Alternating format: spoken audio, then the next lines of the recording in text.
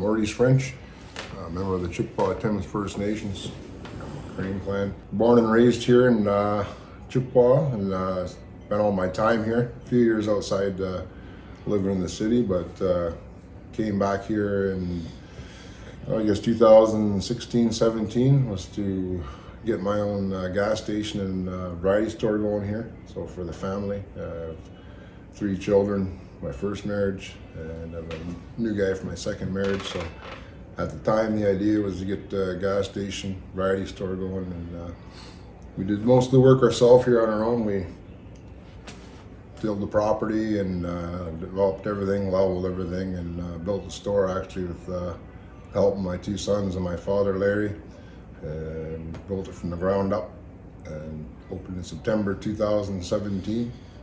And I ran a pretty successful business here for the first year we were in operation.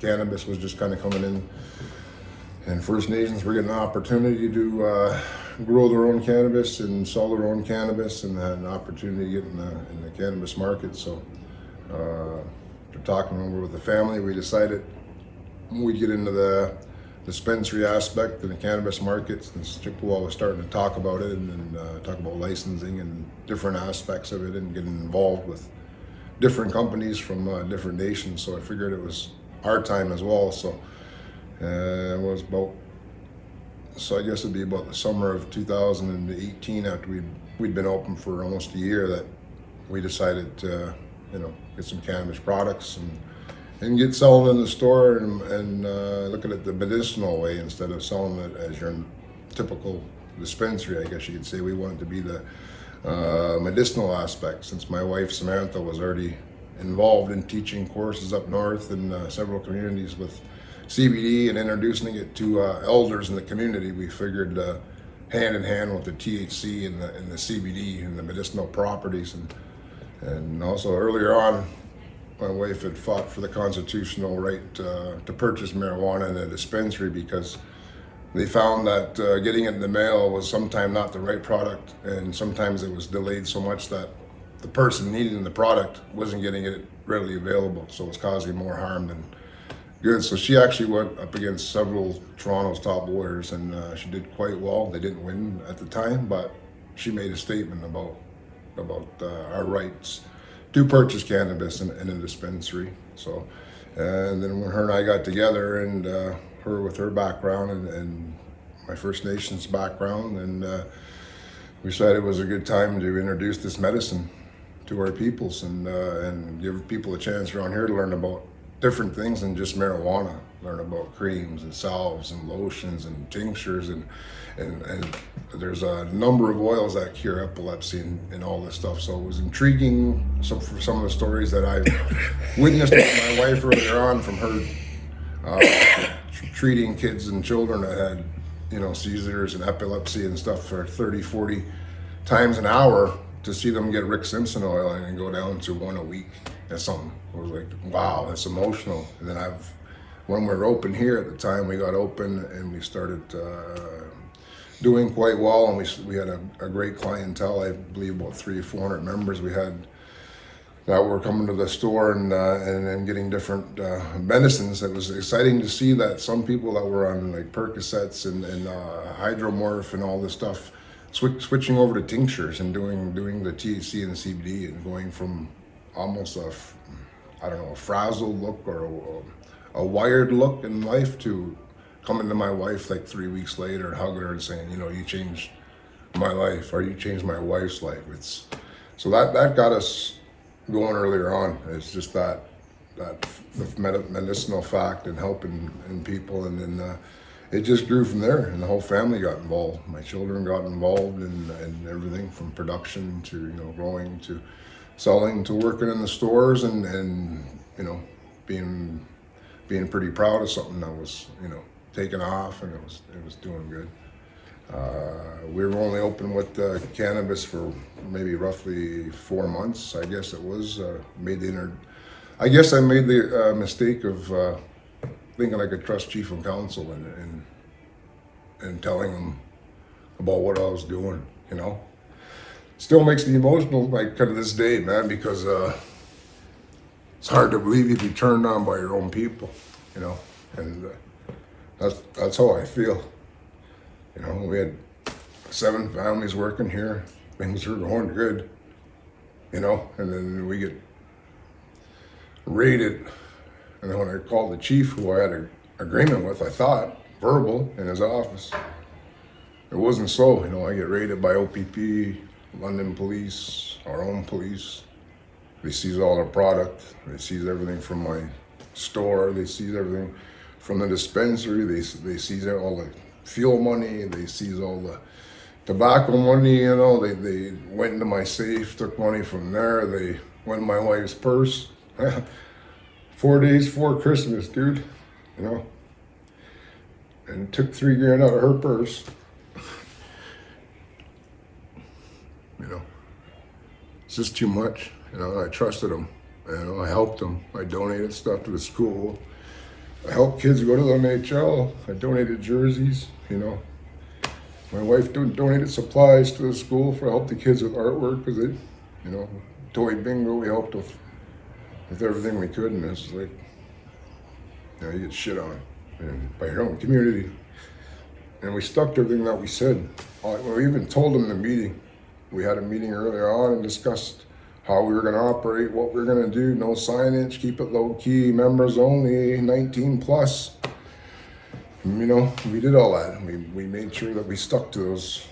We even had a meeting with Mike Egan back in his office over a bison rug that he hand raised to, you know, and sat over the drum and talked to him about, you know, honor and respect, you know, what we're doing. I told him everything.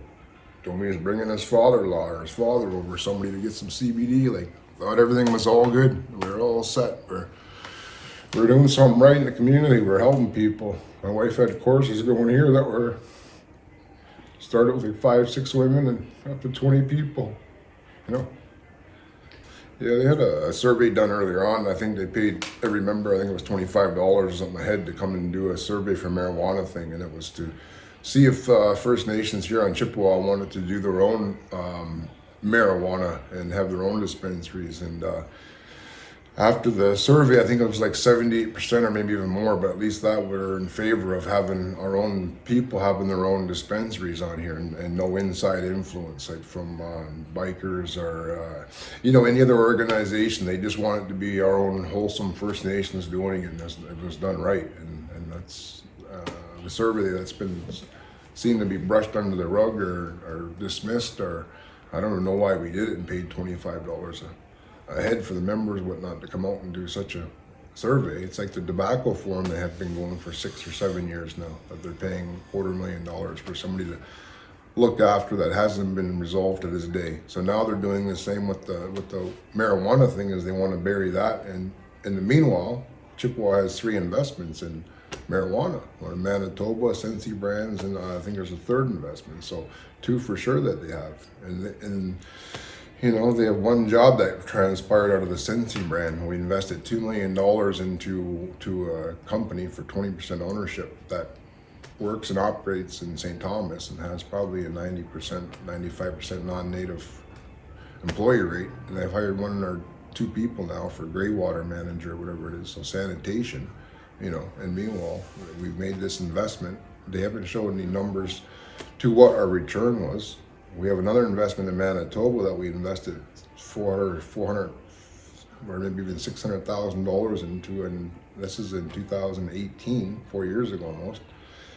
And we haven't seen any numbers on the return other than they lost money down there. And meanwhile, when you look at the numbers that were sent from Garden River, the name of it, one of those stores is making like $3 million a month.